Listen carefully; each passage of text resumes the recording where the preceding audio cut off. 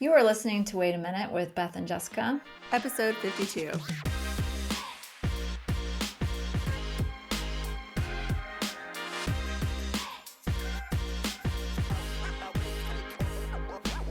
I'm Jessica Pearson, certified life coach. And I'm Beth Barnett-Babel, integrative nutrition therapist. Have you joined us inside Foundations yet? Come learn how to eat normal. That means no more being on or off a diet and no more living in effort mode. Right now, we have about 30 amazing people inside the program, although it's not a group. There's no meetings to show up for. It is your personal journey, customized and on your own time. Connect directly with Beth and I and get personalized feedback on your nourishment journey. You might be wishing you ate better, felt better, or were nicer to yourself. We cover all of that and more. Go check it out and join today at pathnutrition.com/foundations.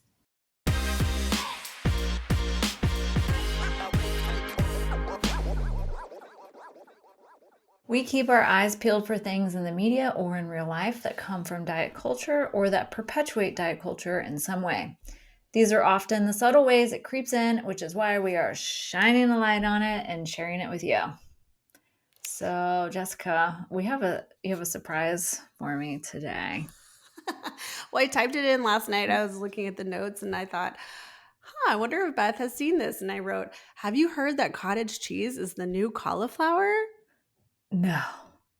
I read that this morning and I was like, oh, dear Lord. I then was like, okay, now I know that the full 80s and 90s is back. Not only is the fashion back and then like the music is starting to head back in that direction, but now that we've brought cottage cheese back, then it's for real. Like It's the full 80s are back. circle. We're here. There's only so happening. many things that can rotate. And then I thought, well, what's next? Is Snackwell's going to come back? Ooh, I bet they do. Oh my gosh, let's get some Snackwells back. But Those little chocolate ones. Yeah, those devil's food. Yeah, let's get those back.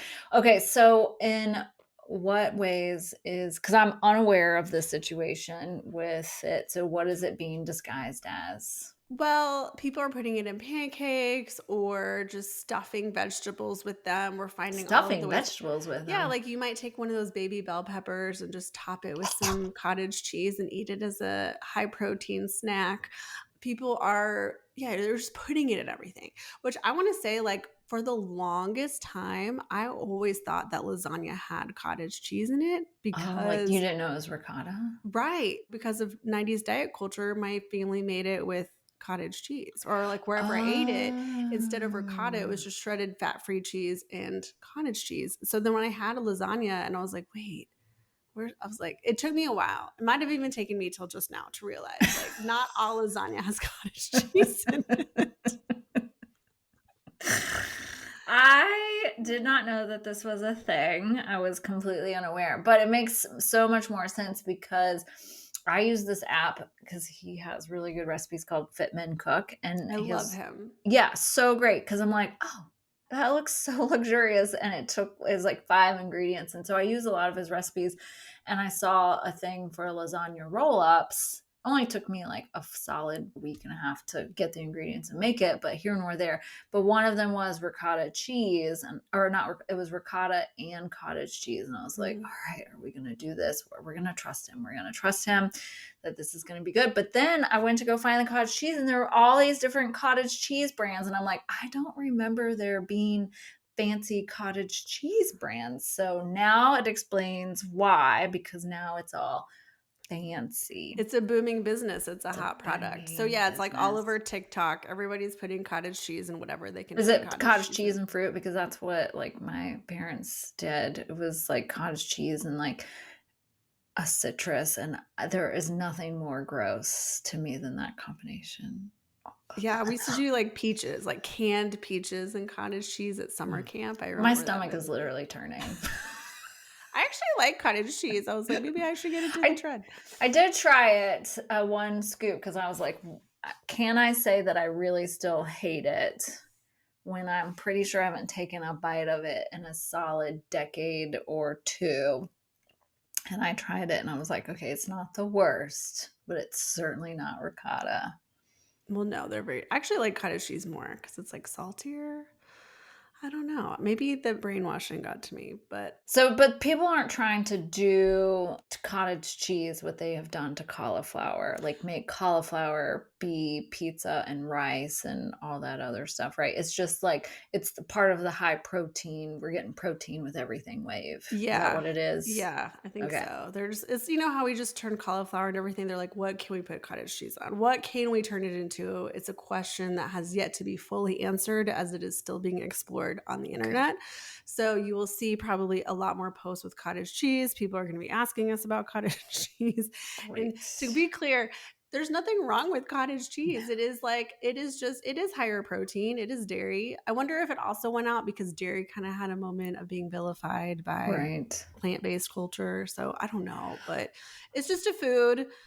If you like cottage cheese, eat it. If you don't like it, you don't have to eat it just because somebody is telling you it's healthy for you. I did have the presumption that cottage cheese was diet food, though.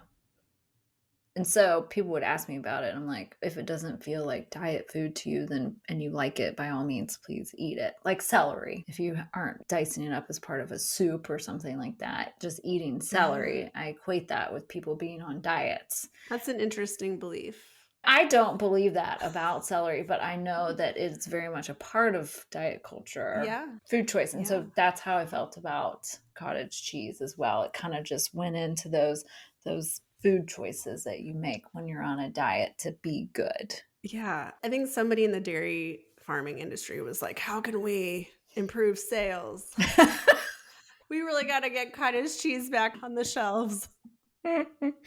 So then my other thought I just had was, oh, when are we gonna start seeing like all the nut-based cottage cheese products? Like, that's coming, right? Because it's a Okay, dairy that makes my product. stomach turn. I don't even know how that works. Because if you think about cottage cheese as curds and whey, which like Right.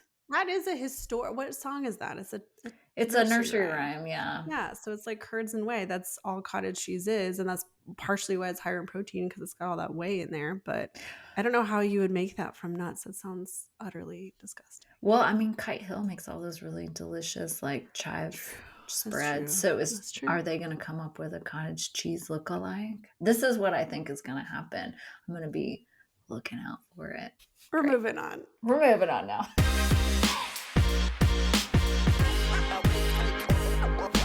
Today we have a guest, Berkeley Cox. She is a former overdraft queen turned personal financial expert. She is a music lover, a money coach. She's my money coach and just overall fabulous person. We invited her here because in my work in her program, I really got to see this intersection of the human relationship between food and money. They overlap for a lot of people in so many different ways. So I thought we could talk about it. Hey, Berkeley. Yay! I'm excited. Y'all, Hi. I just fell back in love with cottage cheese. I need to talk about this for a second. At Target, there's this brand called Good. I've never seen Oh, it. yes, this is the fancy cottage cheese I purchased Yes. for my lasagna roll-ups. And it is so legit. Like, it's not watery, it's thick, I it's agree, it was delicious. Like, not it feels watery. decadent. You can't buy the low fat one, you have to buy like the regular one. It's like Right. I eat like half a thing of it and I'm like so full because it just feels so rich and delicious. I bought some this morning. I've fallen back in love with cottage cheese. What do you do with it? You just eat it I just eat it. plain? Yeah, I just eat it Raw plain. dogging cottage cheese. Yeah. Yes. Although I always used to like it with cantaloupe. I do. I like the Yeah. fruit cottage cheese. But yeah, I just eat it plain and it's like so. Oh, I also like to eat it. I like to eat it with Triscuits. Like instead of Oh. like That's dipping okay, I Triscuits in like a can Laughing Cow, yeah. it's like I treat it like a soft cheese. Anyway, I I'm can a get down fan. with that, but when you start adding fruit to that, that combo is just like a hard no for me. Just like nothing about it. Like my just yeah. But yes, that brand I will say when I opened it up, I was pleasantly surprised to not find it be like this Like the watery thing. watery, yeah. Yeah. I like the individual ones because the big tub of it grosses me out. So I was looking for the small ones, and that's what Target had. Anyway, I know we're off on a deep tangent. But that's the subliminal messaging of the diet culture, because it starts with you just on Instagram scrolling and somebody has like this snack and you're like, oh, that looks kind of good. And then before you know it, you're buying cottage cheese and then it's like everywhere. And then before you know it, you're adding it to your muffins and your pancakes. I won't be doing that. That's where I draw the line. For me, it's just a snack. Just a snack. Gosh. So there are a lot of fun things about you, but one of a zillion fun facts is that you were on Wheel of Fortune. I was. It was a while ago. It was the highlight of my life, the highlight of my grandma's life. It was such a big moment. And it aired on Christmas Eve. So like your whole family got to see it together. And like everyone I knew saw it together because it was like, oh, I'll watch this with my family for Christmas Eve. My friends on Wheel of Fortune. It was like, it was a thing. And you won. I won one puzzle. You know, the one at the end where they spin the wheel and every letter is worth the same amount for that whole puzzle? Yeah. That's the one I won. So I won like $7,000 on that puzzle, which was pretty legit. But it was very stressful because the first two puzzles, I just blanked. Like they filmed the show in 15 minutes. It's so fast. Oh, the whole show's filmed in 15 minutes. They film all the shows for the week in one day.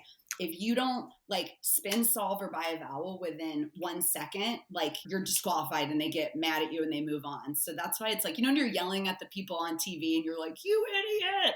Like it's because it's such high pressure. So Pat, Sajak, and Vanna are like, get with it. Yes. You can't pause. You can't think. So the first couple puzzles, I just like blanked. And then the last one I got with very few letters. It was like, it came to me in like a fever dream. Like I blacked out. Like I watch it back and I'm like, how did you know that? Like it was crazy. Anyway, but yeah, won a bunch of money. Taxes took like half of it. I was going to say, how much was taxes on that? Taxes, okay. I ended up taking home maybe like $4,000-ish, which was pretty legit for a 24, 25-year-old or something. Yeah. And I did some fun stuff. I went to Fish Festival 8 with some of the money. And then I spent the rest of it towards a down payment on a brand new car, which was one of the dumbest money decisions I've ever made in my entire life. Well, one, buying a brand new car is just one of like the dumbest things like anyone could ever do. Actually, you know, dumb is judgmental. It's not dumb. It's not the most financially savvy, responsible thing one can do. Now, granted, times are weird right now with cars. Like you might... So this doesn't apply to right now because even getting a used car is so expensive. You might be better off just getting a new one and getting exactly what you want. But back then, not the smartest money move. And I ended up moving to New York. I was living in Austin. I moved to New York like 2 years later and I sold it and lost so much money because we all know the second you drive a car off the lot, it depreciates like some crazy amount. So not the smartest use of my money, but I'm glad I got that new car thing out of my, like I had to do it once. I like got the bug out of my life. But yeah, so it was a very, very exciting time. Those Wheel of Fortune. Well, thank you for sharing that. I was going to ask you what you did with the money because you're the money coach and I feel like I can ask you that. I wasn't a money coach then. I was deep in debt then. No, but it makes me think of just the overall conversation of how like we don't usually talk to each other about money. And that's part of what you're teaching is just our money beliefs and our money stories and why is it so taboo to talk about money. And I love that you are bringing this to the table of let's like be open about it and yeah. And y'all are doing something similar. There's a lot more conversation around food and nutrition and what we eat, but there's also, it still lives in that same shame world of not wanting to be really, really open and honest about our thoughts and feelings and actions because of fear of judgment, fear of, oh, I'm not supposed to talk about that, whatever. So I just was listening to our podcast that actually went live yesterday, which was our child psychiatric nurse practitioner. And we were just talking about shame. And she said something about being witnessed and being seen and how a lot of times it's so vulnerable to become witnessed and seen. But if you can get to that place where you can talk to somebody about what is bringing you shame or guilt, and then you can be seen and still realize that you are just also still a worthy human, even with this behavior, it's such a huge healing experience. So I feel like that's like, yeah, we're both doing that for our clients. Yeah, I remember when I first learned about the difference between shame and guilt, and that guilt is I did something bad, but shame is I am bad, and how we have to think about those differently. I feel like we grow up dealing with, I mean, we all deal with guilt a lot, but I think only as an adult did I realize what shame really was or felt like, or how to deal with it, and how really empathy is the only way out of shame, because it's the only way in which you're feeling like I'm okay, I'm a good person, I'm not bad, I'm not horrible, and it's the only way to like get through it. But I don't think I had that realization until I got older, and shame can be so woven into the fabric of our habits and behaviors that in like so many ways that we don't even realize. Yeah, and when we isolate in the shame, it doesn't break those patterns. So that's why Right, it's nice to get support because then we can get right, out of those right, habits. So right. I came to you because I did recognize that I had a major scarcity mindset with money. And what made me really like tap into that was, you know, when you play when you win the lotto game, when you think Yeah. like, what if I did buy a Powerball ticket? And what if I did win $100 million? I could literally talk myself into believing that $100 million was not going to sustain me in my life. That might be a red flag. I could be like, well, after taxes, what? That's like 50, and then I'm going to be generous with it, and then obviously I'm going to need some to spend, and you think about what you're going to buy. And I go down this whole rabbit hole, and then I would ask my husband like, well, what would you do with it? He's like, I would just give it all to like our financial guy, and like my life would be the same. And I was like, I'm sorry, what? Come again?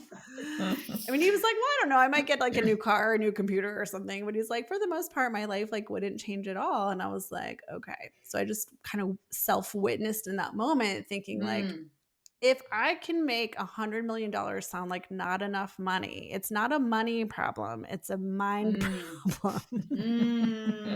Interesting. That's so interesting.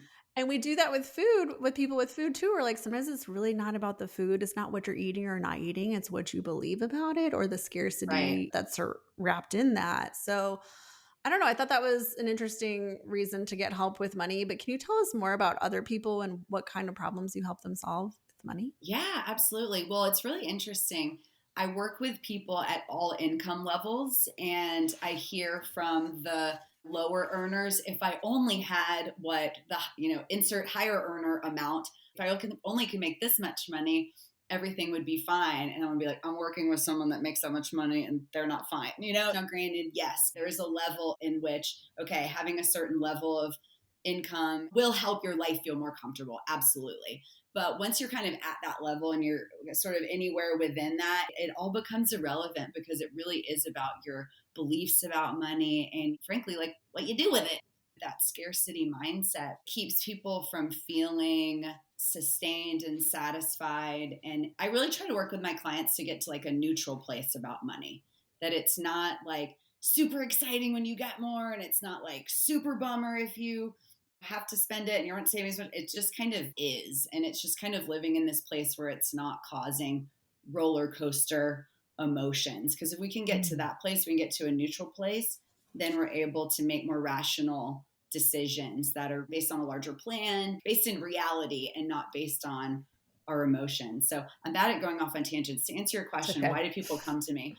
All sorts of reasons. A lot of times it's getting out of debt. It's feeling like I have a good job, I work really hard, I'm making money, but I'm not getting the most out of it.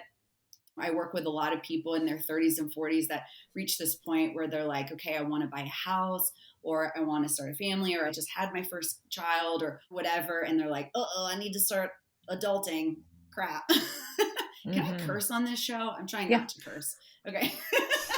We just put the E on it and everything's fine. Okay. Yeah. Like shit, I need to get my shit together. But yeah, there's usually some sort of tipping point where I think people are either realizing like there's something that happened in my life that's causing me to need to make this change, or I am just hitting a breaking point where I am so tired of feeling this way. I'm so tired of feeling stressed about money. I'm tired of feeling overwhelmed. And when they realize, hey, there's someone out there that can help them like me, that's not going to judge them, that's going to help show them exactly what to do and like help them solve this problem. It's like, yes, let's go.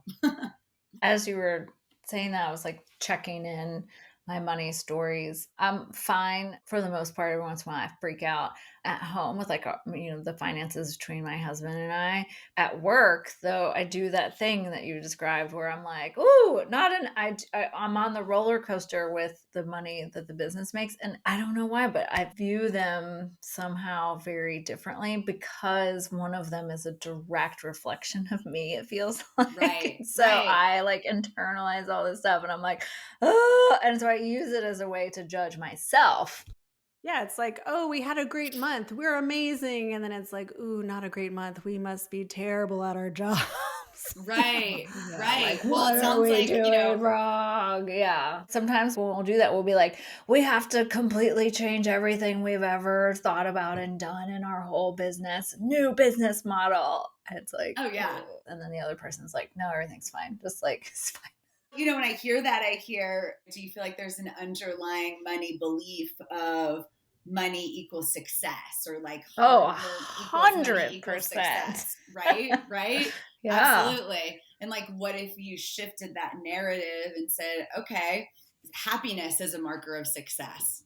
Or, you change those relationships for yourself and like rewrite that narrative. And that's hard. Like mindset shifts are they're very Yeah. difficult, but they usually come from trying to add new evidence to whatever that belief is, right? So if happiness equals success, then I'm reminding myself every time I'm feeling really balanced and happy in my business that yes, this is what I'm trying to do and I'm feeling successful. I'm trying to like untether it from money. But it's hard because these things are programmed in our brain since we were, they say most of our values and beliefs around money have been formed by the time we're 7 years old.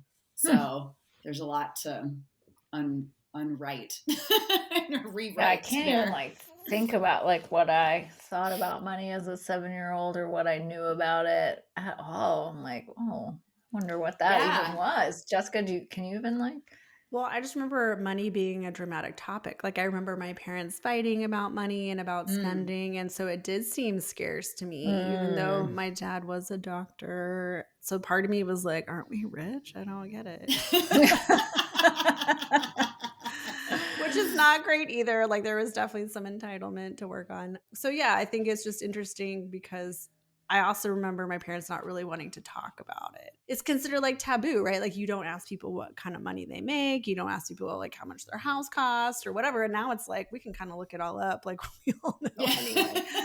But yeah, it was such a taboo topic, I think, back then. So it was just like you don't learn anything about it, and they don't teach anything about money in school, really. It's crazy. I remember learning how to balance a checkbook, but it was all like faux money. It was just one aspect of learning how to add and subtract and just putting them in the Right. right columns. But more other than that, like, no, there is no other information about what to do with it, the money, when you get it of your own kind. Right. And like both from a psychological and like tactical perspective, and I think the mindset, habit, behavior part is like 90% of the game. If you can have awareness around like why you're spending in the way that you do. And like with the money story, I have my clients go through an exercise of thinking about their parents or who was really in their life when it came to money, and thinking about like, okay, how did they spend? Did they talk about money? Did they not talk about money? Like what happened when money came into the house or left the house, and trying to like tell themselves some of those stories and like put themselves back. Like I always hear it was so exciting when grandma would take me shopping. I always hear that story. And that like when money was like presented to me through grandma, it was like to be spent, never to be saved. It was to be spent. I hear that story a lot.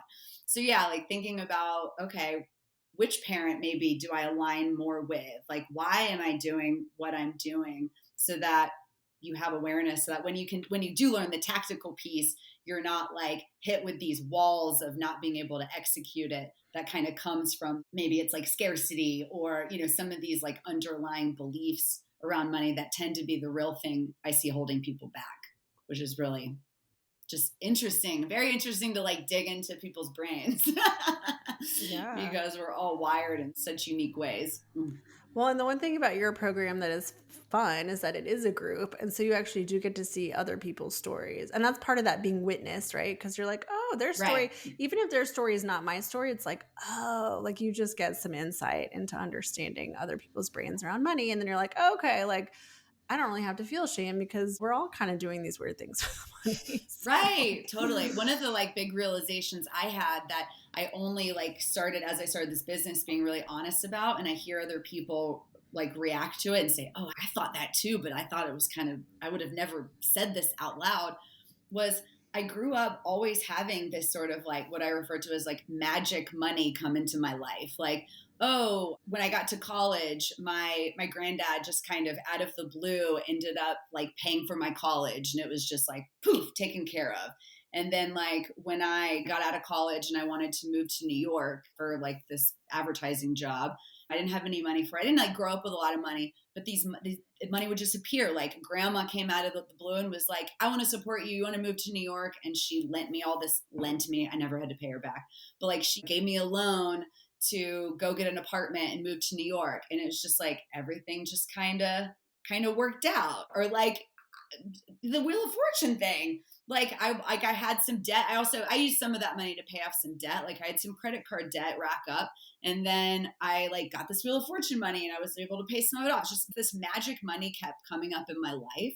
But what it did was it kept me from taking responsibility for my own actions and like having to budget and like figure this stuff out on my own. And I started to realize, oh, I can't rely on magic money and like getting this really high paying job or like marrying rich or like some future thing where I'm like, everything will be fine. I don't need to deal with this. And then I finally realized, oh, like I do need to deal with it. And that's kind of when my financial journey began. But when I shared that story with my group program, so many people were like, oh, like, I think I have that magic money thing where I've gotten lucky a few times and it sort of taught my brain, like, I don't need to deal with this. Like it'll all sort itself out one day. And then it ends up kind of being days and days later. And you're like, oh, now I really need to take responsibility for this. So yeah, I think being honest about our own journeys and hearing that from other people, it does take away that shame, and it does empower us to take ownership over our own stories and say like, no, I want to do something differently this time. I love magic money.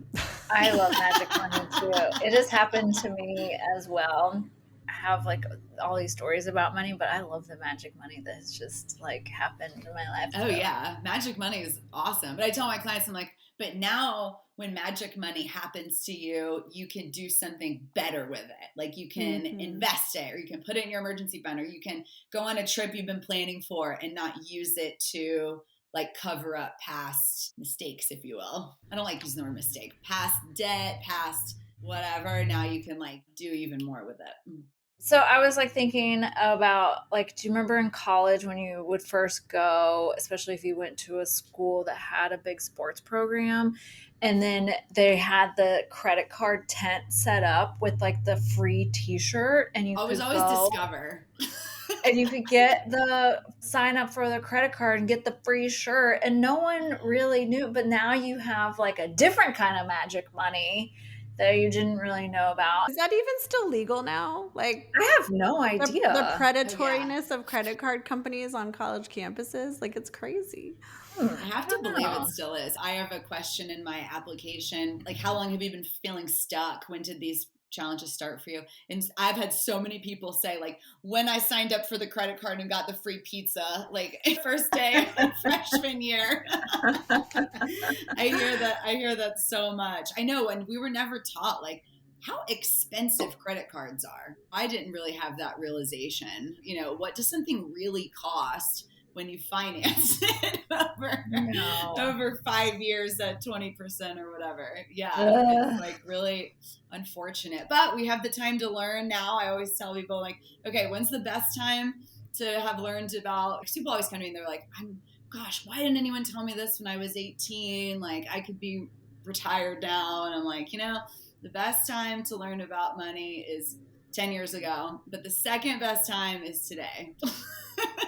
Yeah. So let's start now, because there's still plenty of time to get yourself where you need to be, and there's no use in lamenting. There's no use in I don't know what I'm trying to say, Stewing in stewing your over past decisions. I have no regrets. I had so much fun in my 20s. I was in so much debt, and I saw so much fish, and I went to so many music festivals, and I had so much fun, and I'm fine now. A friend told me that they got their card in college and went on Dave Matthews Tour and got like immediately to $10,000 debt.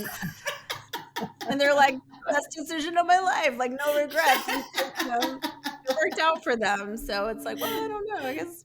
Okay, I do want to talk about some of the obvious, maybe not so obvious ways that food and money stories collide. And I just wanted to share one while you kind of think about that. But yeah, a lot of times I see it where, I don't know, maybe a client is ordering DoorDash a lot. So maybe they're not just overspending on food, but now they're like overeating takeout, which is not the best ingredients for, an everyday way of eating. Or we see people who kind of are hesitant to invest in groceries. Like they still do grocery store tours, but I remember doing one in pre-pandemic times and pointing out like a sauce that was like a $9 sauce. And the client was like, ooh, that's expensive. But they had no hesitations about going to like a steakhouse on just like a Wednesday for dinner and blowing like $200 on dinner. Oh, yeah. And then the best part about this particular client, I loved this so much, was that at the end of the year, they contacted me because they had looked at their credit card statement. You know how it like tells you Remember this, yeah. So it'll be like, here's my grocery piece of the pie. It's like a pie chart and tells you how much you spent for the year. And it was like the grocery pie chart was like 15%. And then going out to eat was like 67, 80%. It was like some really high amount. So he was like, I spent like $40,000 just on going out to eat. And like I could have easily gotten half by buying expensive groceries. Yes. Oh my gosh. But that was his kind of aha moment of like, oh, I do go out to eat a lot. Right.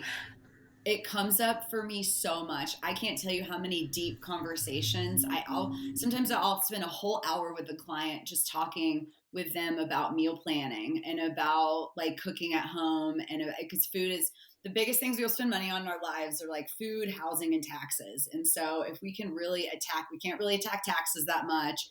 Housing, it depends, but food is really an area where there's a lot of discretionary spending. We can be really mindful and really intentional, and that's a huge money saver. And also just I find I'm sure you find this with your clients, when you can find like balance and harmony, and like when things feel good around what you're eating, usually that is reflected in the rest of your life.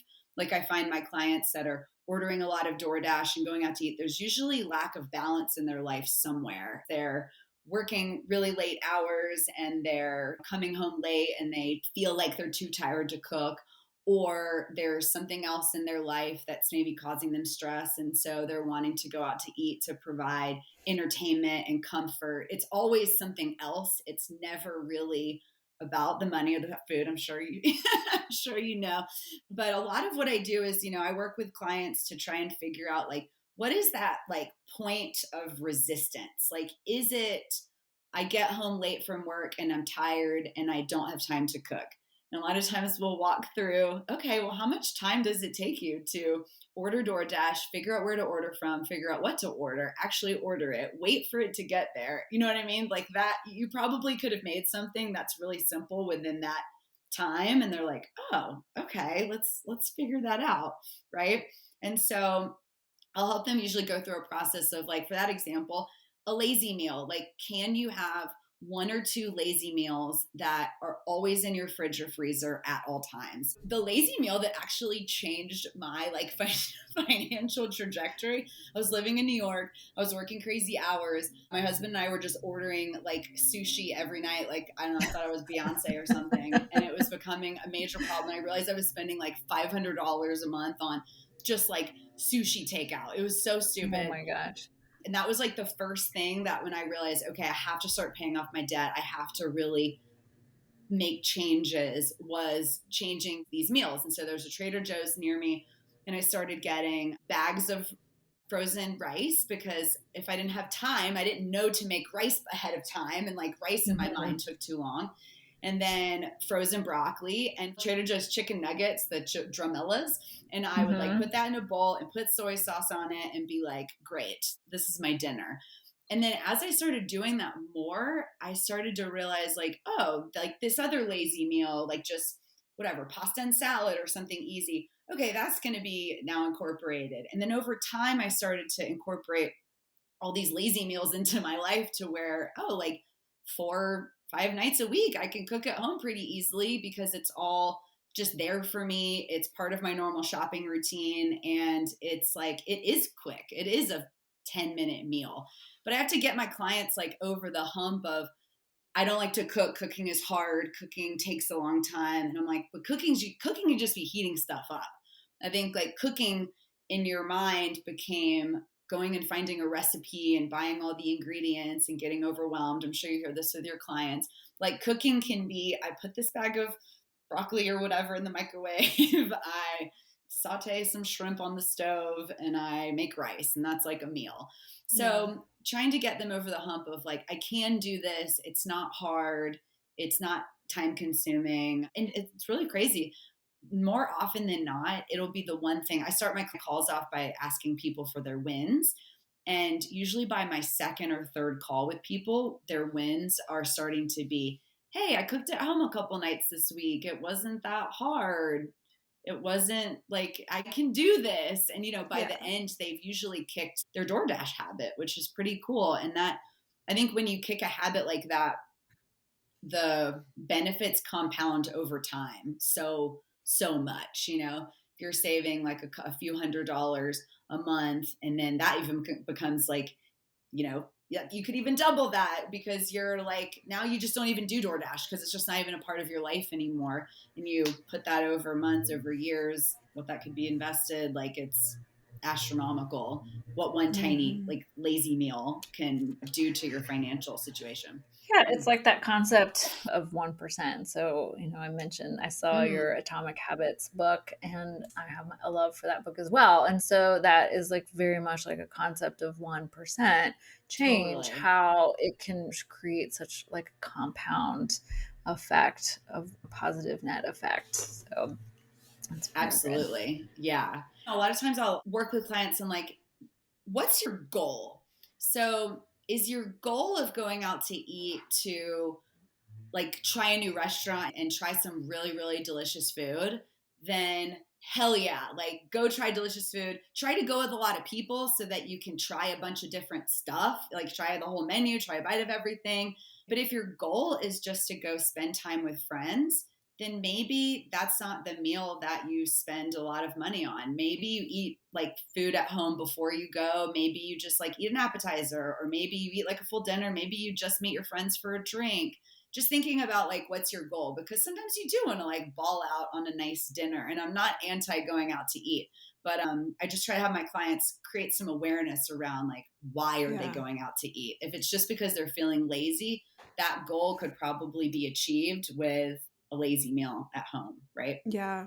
And we also see when people go out to eat, it's like this mindset of, ooh, I'm at a restaurant. This is special. But it's not special Mm, if you're going 5 times a week. And so then they get in the right. habit of, oh, this is special. So I am going to get a cocktail or two and an appetizer and an entree and a dessert. And then they're like, why do I feel so bad? So Right. it's Exactly. like, well, this is just supposed to be a means to an end. It's Tuesday. Like it didn't really need to be the vacation dinner or whatever. So there's kind of this Right. mentality when people go out to eat of like, I have to order the best thing on the menu. And it's like, well, there's other stuff on there too. So like, it doesn't have to always be the chicken fried steak or the cheese enchiladas, sort of, changing your mindset about what the goal is. Like, what is the point?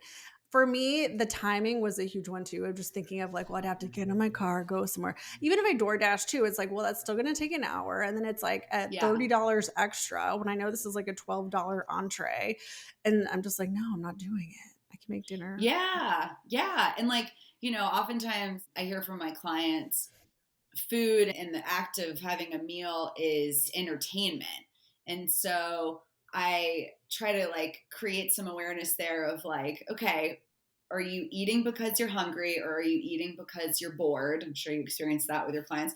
And so I'm like, if you're not sure, just eat something. Like, eat some crackers from your pantry, and then like reassess if you want to go out to eat or if you want to just make something at home. Because sometimes, like, they're just come home from work and aren't even sure, like, there's like, I need to eat food, and so therefore I need to go out to eat. It's like, well, no, you just like eat some food. It doesn't have to be a whole thing. It doesn't have to be an event. Just eat some food so that you're not going to die of starvation, and then bring yourself into your more rational mind to like decide what you really want to do, what you really want to spend your money on. Yeah. I'm a big believer of like, try not to make decisions when you're in any like heightened emotional state, right? Or have Like, low blood sugar. yes. Right. Blood sugar is not the place to Yes. be That's making the worst time to make decisions. a food decision. We're like, don't let your blood sugar get too low. I think of a spot where there are food and money are similar is that saving money and changing food habits are both seen as very hard. Like, Right. it's a very difficult thing to do. It's going to be painful. It's not going to be easy. And there's all this just like self frustration before ever getting Yes. started. And I'm like, well, but it doesn't have to be that for either of them, Right. in my Yeah. personal opinion. Like budget, like I hate the word budget. Budget lives in the same land as diet, and they sound gross and like not anything I want to be a part of. And so restrictive, and like I'm going to have to sacrifice everything fun. I always ask my clients when they first come to me, what's the thing they're most like nervous about or afraid of?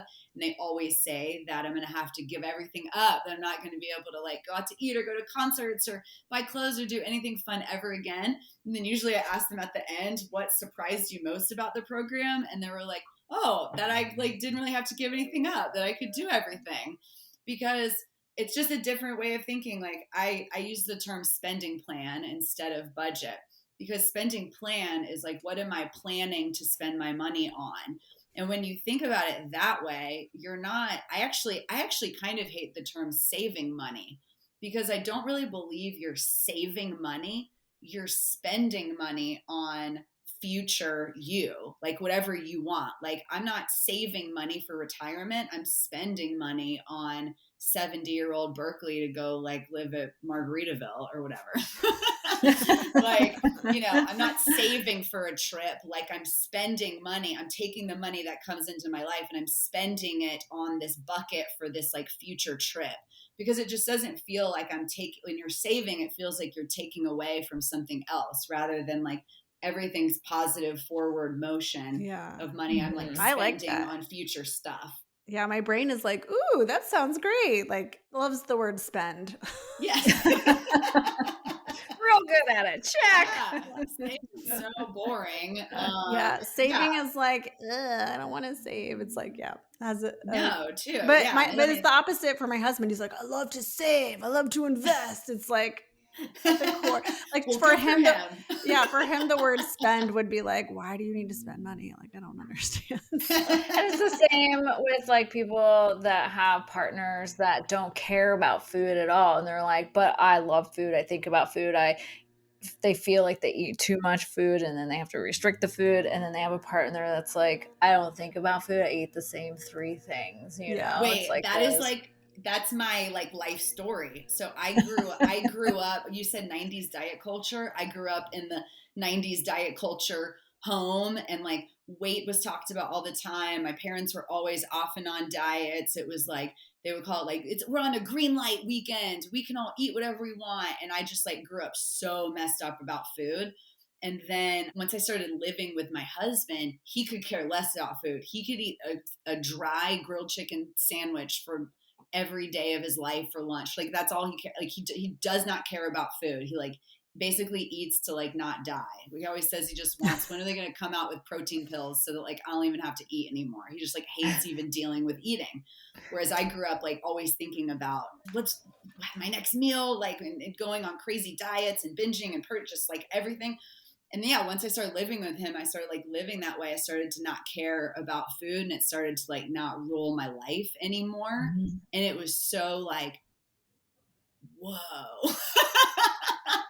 Like, whoa, I didn't even realize this like way of living existed, you know? And it's probably what drew me so much to once I had that same realization around money, I was like, oh Mm. wow, this is really powerful. Like that I want to teach other people this. When I realized that I could do that for myself around food, it flipped something in my brain that said, oh, I can probably do something like that around myself around money. I didn't draw that parallel that like That closely clearly, ever until yeah. maybe this moment. But I started to realize, oh, like it can be different, you know? Yeah. And that's interesting that you were open to that, because what I hear in those food relationships, which would also be in money relationships, is that they continue to feel the shame by their partner not caring about food, but their partner doesn't care what they do about food. They just don't want to hear about you talking about food anymore. Right. It's really the only thing. It's like, I don't really care what you do. I just don't want to hear about it anymore. But Right, they right. then take on all this shame about it. And they're like, why can't I just be like my partner in this way? And I think you could sub out the word money and food for that whole get up right there between, people in a household. 1,000,000%, 1,000,000%. And I also feel like most of my clients feel like they're alone in their stress around money, their constant thinking about it. Like they feel like it's easy for everyone else, which is very much a false belief because, I'm like sometimes I work with friends that like don't even know they're both working with me until they maybe, I'm very confidential, but sometimes like one of them will tell each other in the end, they're like, oh my God, like I would have never thought that person had money challenges. It's crazy. But again, like shame lives in the secrecy judgment world. And so we don't want to talk about it. But I think one of the most important things and why I feel so passionate about this business is talking about it is like the way through it, releasing that shame and like actually taking action by like doing it with other people. Absolutely.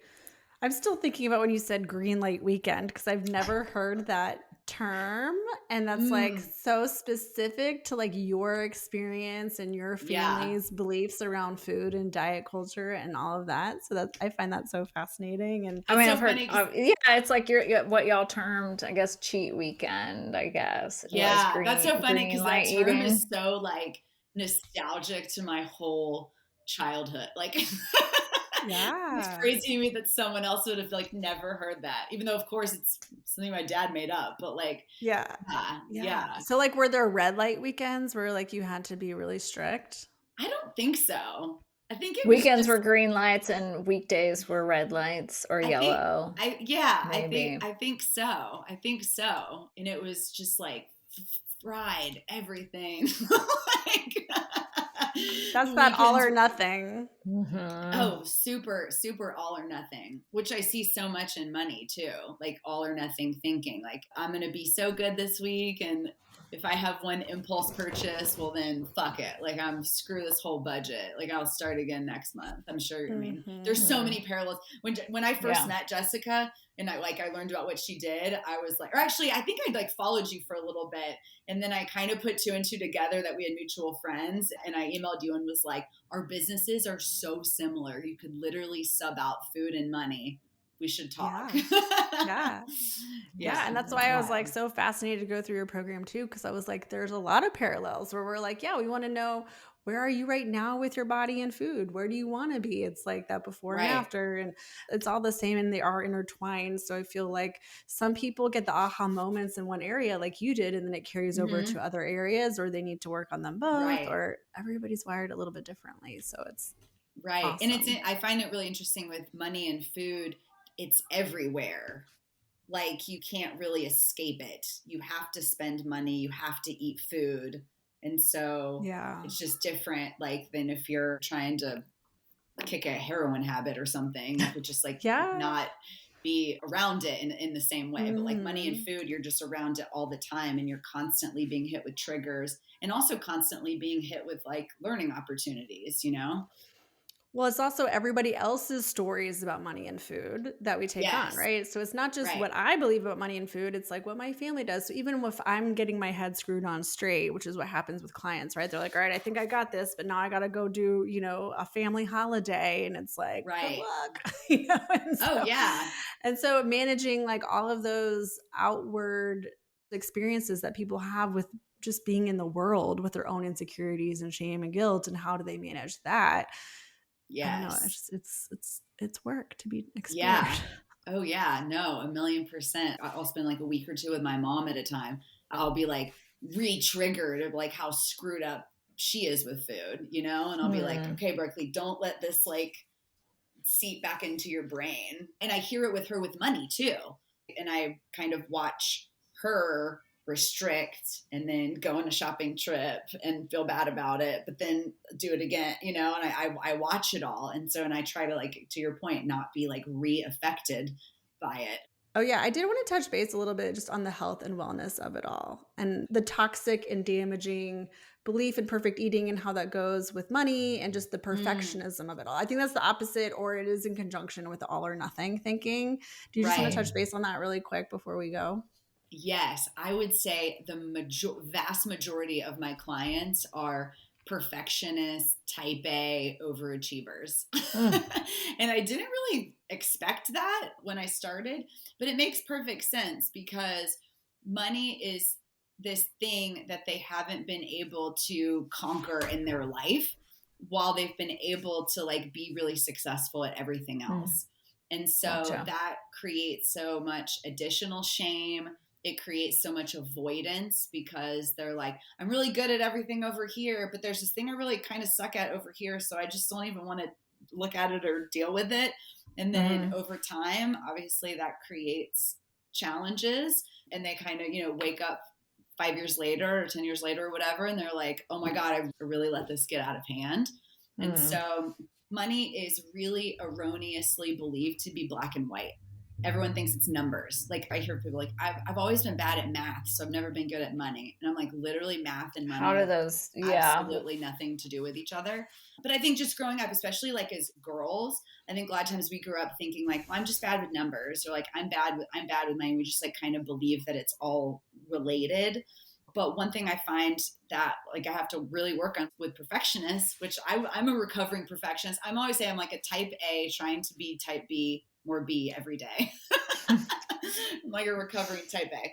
But I think with that like perfectionist, black and white, all or nothing thinking, I have to retrain everyone to say money isn't black and white at all. It is like gray and glittery and rainbow, and it's always fluid and it's always changing because we've been trained to say like, okay, this is your budget. Like this is your income minus your expenses is your money left over. And it's like, well, no, whoever has 2 months that are the same, whoever has Hmm. like no one's life is static. And so Yeah. what I teach people is to like create a spending plan for themselves that's like really fluid. It's really like malleable. It can change by the day based on like what changes in your life, like one of my dogs just got diagnosed with a health problem, and so now we have like this expensive medication and these vet visits and stuff that like, okay, I had to go into my spending plan and like adjust things in my daily living to like make up for the fact that I'm spending more money over here on this vet stuff. So it's all Hmm. moving and it's all fluid and it's never perfect and it's never done. And so, with my perfectionists, I just have to show them like it's not going to all fit into these nice, pretty little boxes. And we have to learn to like sit in that and like be okay with it and find a way to like enjoy the journey, because if you're always like trying to do everything perfect to hit some certain goal, then like what happens when you make a mistake, right? You make Yeah. mistakes all the time. You're going to feel shitty about yourself. You're not going to feel motivated. And two, once you hit your goal, then cool. Now what? Like I actually hate goals. I try to train my clients not to even really think about goals. We kind of set some little light lamp posts, if you will, so that we have like a guide. But I think Hmm. goals can also be detrimental to that like all or nothing thinking. So yeah, so I Right. really try to just teach my clients to like be in the flow and be kind of like okay in the chaos and the mess of it all a little bit, because if you're okay with that, then you're going to be okay like forever. It's like the main cause of suffering is the resistance of the chaos. And if you can just embrace it, it's really not so bad. Right. Exactly. Or it doesn't have to be chaos, but like the fluidity, like you said, the unexpected twists and turns that we experience and becoming adjustable to those things. So. Right, exactly. Yeah. I know. I always hear stories of my car made a weird noise and I got invited to this wedding and then I had to throw a bachelorette party and I'm like, well, yeah, that stuff's going to keep happening. It's just going to be replaced with other random stuff. So we have to like learn how to deal with the random stuff and then we'll be okay. Yeah, exactly. Awesome. So you have another round of Shake Your Moneymaker coming up. I think it's June 13th. I do. I now have that song stuck in my head. It replaces the other song that has been in my head. So that's good. Now I've got something new in there. So good. That's right. When I started this business, I just want to have a group program called Shake Your Moneymaker. I don't know anything about what I'm teaching people yet. This was like 3 years ago. I don't know anything yet, but I just like know that's what it is.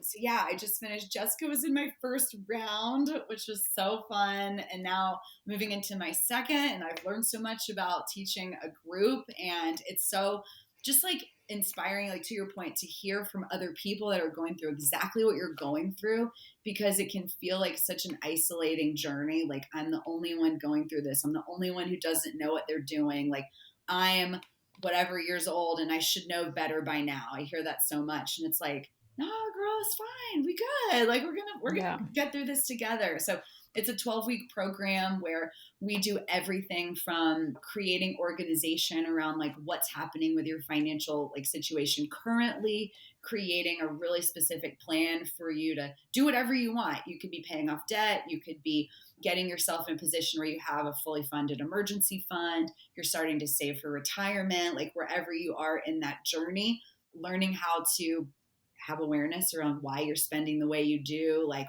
how are you wired? And so how do you actually like create change within that wiring? We learn tons of financial literacy stuff. So like how do credit scores work? Like how to 401ks and IRAs and investing and all that crap nobody taught us in school. And just a plan that like is sustainable that you can continue using for, I've been using the plan I created for like 5 years now. It's very sustainable and also malleable for your life, right? Like I teach you a system and then you can figure out how it can work for you, because it's not about what I say. It's about like what feels right for your life. So yeah, we kick off June 13th. You can apply on moneygrooves.com/apply. And I take like 8 to 10 people. So I say like it's big enough for a party, but small enough for you to know everyone's name. And it's really transformative. Jessica, how do you feel afterwards? I'm gonna put you on the spot. I'm on the spot. I feel enlightened. I do feel like my scarcity mindset has shifted a lot. I think because the system makes it so tangible. Like I wish that we could make the food this tangible without it being too controlling.